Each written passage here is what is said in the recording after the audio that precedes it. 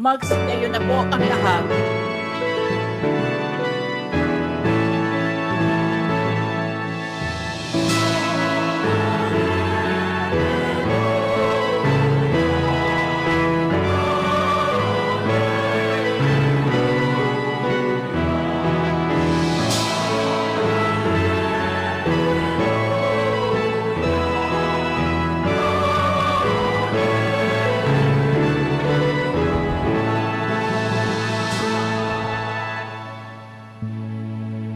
Hindi nais ng may kapal na salari parusahan, kundi siya'y magtagong buhay.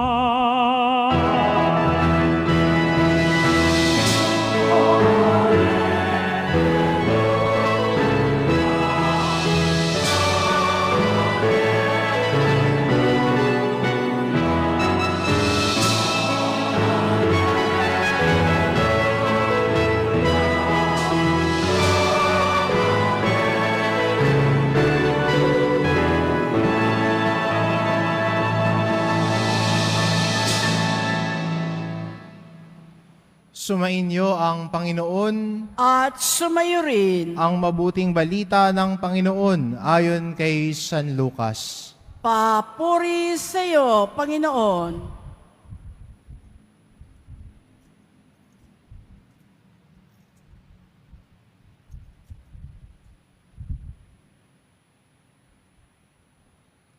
Dumating noon ang ilang mga tao at ibinalita kay Jesus na ipinapatay ni Pilato ang ilang Galileo, samantalang ang mga ito'y naghahandog sa Diyos. Sinabi niya sa kanila, akala ba ninyo higit na makasalanan ang mga Galileyong ito kaysa ibang mga taga-Galilea dahil sa gayon ang sinapit nila? Hindi. Ngunit sinasabi ko sa inyo, kapag hindi ninyo pinagsisihan at tinalikdan ang inyong mga kasalanan, mapapahamak din kayong lahat. At ang 18 namatay nang mabaksakan ng tore ng Siloe, sakala ba ninyo'y higit silang makasalanan kaysa ibang naninirahan sa Jerusalem? Hindi. Ngunit sinasabi ko sa inyo, kapag hindi ninyo pinagsisihan at tinalikdan ang inyong mga kasalanan, mapapahamak din kayong lahat. Sinabi sa kanila ni Jesus ang talinhagang ito, may isang tao na may puno ng igos sa kanyang ubasan. Minsan, tinignan niya kung may bunga ito, ngunit wala siyang nakita, kaya't sinabi niya sa tagapag-alaga ng ubasan, 3 taon na akong pumaparito at naghahanap ng bunga sa punong ito. Ngunit wala akong makita. Putulin mo na. Nakakasikip lang yun. Ngunit sumagot ang tagapag-alaga, huwag mo muna nating putulin sa taong ito. Huhukayan ko ang palibot at lalagyan ng pataba. Kung mamunga ito sa darating na taon, mabuti. Ngunit kung hindi, putulin na natin. Ang mabuting balita ng Panginoon. Pinupuri ka namin, Panginoong Heso Kristo. Magsipo mo na po ang lahat.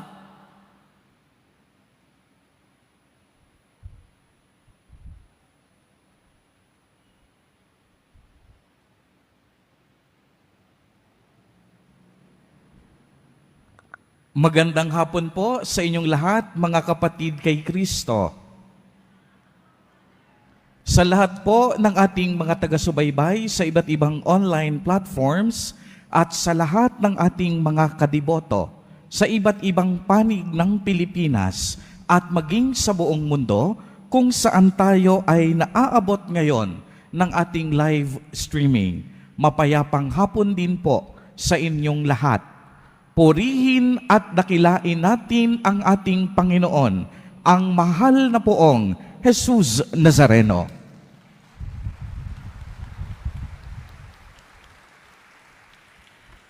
Mga kapatid kay Kristo at mga kadiboto, malugod po namin kayong tinatanggap sa Basilica Minor at Pambansang Dambana ni Jesus Nazareno. Maaari bang pakibati muna ang inyong mga katabi at tingnan nyo sila kung inaantok? At kung inaantok ay gisingin ninyo. Ayan sabihin ninyo, humilipart na konting saglit na lang, masasaksihan na natin ang mga buhay na santo na nandito at kapiling natin sa ating harapan. Mga kapatid kay Kristo, dala marahil ng ating kahinaan at karupukan bilang mga tao, ay hindi natin maiwasan ang gumawa ng mga pagkakamali at kasalanan. Marami pong pagkakataon sa ating buhay na palagi tayong nadarapa at kung minsan pa nga, nalulugmok tayo sa matinding pagkakasala. Madalas din, nahihirapan tayong makaahon sa putik ng kasalanan na ating kinasasadlakan. Ang nakalulungkot pa po, ito yung nangyayari sa iba nating mga kapatid, minsan nagiging manhid na tayo sa kasalanan. Para bang nawala na at naubos na ang ating konsensya. Ang paggawa ng kasalanan, tila baga, ordinaryo na lang. Mga kapatid kay Kristo, bagamat tayo po ay puno ng kasalanan, nakahanda po ang Diyos na patawarin tayo sa napakadami nating pagkukulang. Ito po ang pinakabuod ng ating ebanghelyo sa araw na ito. Nagbibigay ang Diyos hindi lamang ng isa, kung hindi napakaraming pagkakataon upang tayo ay magbago at magbalik loob. Uulitin ko po, sapagkat ito'y napakahalaga, ang ating Diyos nagbibigay hindi lamang ng isang pagkakataon, kung hindi ng maraming pagkakataon upang tayong lahat ay magbago at magbalik loob. Alam po ninyo, kung babalikan natin ang lumang tipan, ipinahayag ng Diyos ang kaniyang pangalan bilang Ako Nga.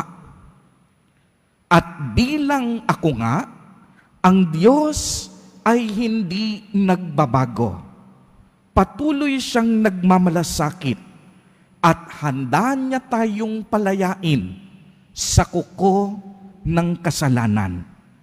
Uulitin ko, nais ng Diyos na tayo ay palayain at patawarin sa kuko ng kasalanan na ating kinahaharap.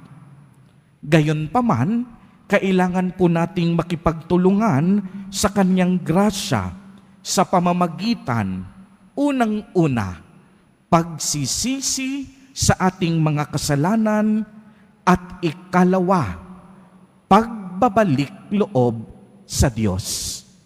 Subalit ang tanong, Father, paano po tayo makakapagsisi? Gayong sa mundong ito, binabagabag po tayo ng napakaraming pangyayari at trahedya. Parang ang hirap pong magbalik loob. Halos buwan-buwan, may mga balita tungkol sa disgrasya sa daan, territorial attacks, pagpatay, suicide, sunog, lindol. Nitong mga nagdaang araw, malakas na bagyo at pag-ulan, baha, digmaan sa iba't ibang bansa. Maaaring maitatanong natin sa ating mga sarili, nangyayari ba ang lahat ng ito dahil tayo ay makasalanan? Kasama pa ba natin ang Diyos sa ating paglalakbay? Nalalaman ba ng Diyos ang bawat nating pagluha at paghihirap? Kung babalikan po natin ang ating ebanghelyo, gumamit si Jesus Nazareno ng isang talinhaga kung saan nais ng may-ari ng ubasan na putulin ang puno ng igos na hindi namumunga. Nakiusap ang tagapag-alaga na wag munang putulin ito at bigyan ng sapat na panahon ang puno ng igos upang mamunga. At kung walang bunga talaga, ay saka ito puputulin. Alam po ninyo, si Jesus Nazareno ang tinutukoy na tagapag-alaga sa talinhaga. Ang Diyos Ama ang may-ari ng puno ng igos at tayong lahat ang tinutukoy sa puno. Si Jesus Nazareno ang dakilang tagapamagitan natin sa Ama. Si Jesus Nazareno ang nag-iisang mukha ng awa ng Diyos. Kaya nga di ba po ginagamit natin sa banal na misa, sa pamamagitan niya, kasama niya, at sa Kanya. Sa pamamagitan ni Jesus Nazareno na ating tagapamagitan, binibigyan tayo ng pagkakataon upang magbago at magbalik loob. At sa pamamagitan ng banal na Espiritu, tayo po ay Kanyang pinapapabanal. Sa araw na ito, pagkatapos po ng ating banal na misa, magaganap ang ating taunang Parade of Saints, na sa ngayon tayo ay may temang Holy Wind. Bilang isang simbahan at sambayan ng tinipon ng Diyos, hangarin po ng bawat isa sa atin na maging banal at maging mabuti. Kaya nga, hindi katakutan ang hanap natin kung hindi kabanalan. Katulad na lawang ng mga paglalarawan natin sa mga piling santo at santa na ating masasaksihan mamaya at kapupulutan natin ng aral at inspirasyon. Sabi nga ni Saint Augustine ng Hippo, there is no saint without a past, and no sinner without a future. Ibig sabihin po nito, kayang-kayang patawarin ng Diyos ang lahat ng ating mga kasalanan kahit gaano pa ito kabigat, basta handa tayo na magbalik loob. Bawat tao may karapatang magbago.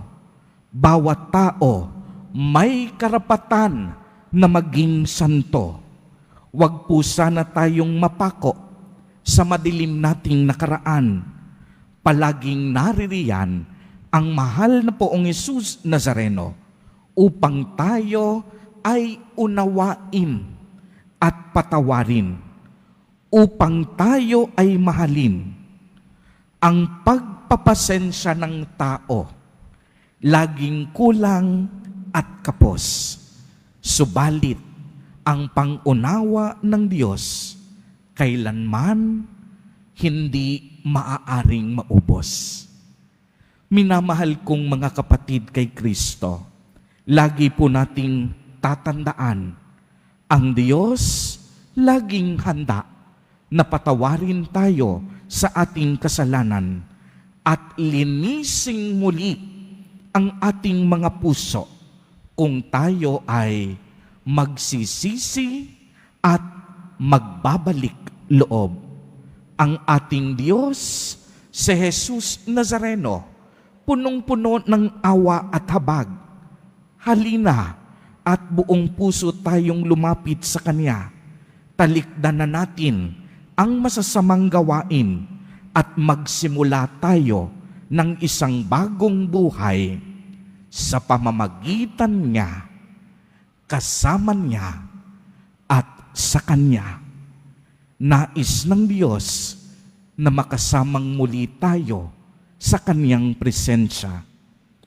Hinihintay niya ang ating pagbabalik loob at nakatitiyak tayo na babaguhin niya ang ating mga puso. Amen. Purihin at dakilain natin ang ating Panginoon, ang mahal na poong Jesus Nazareno.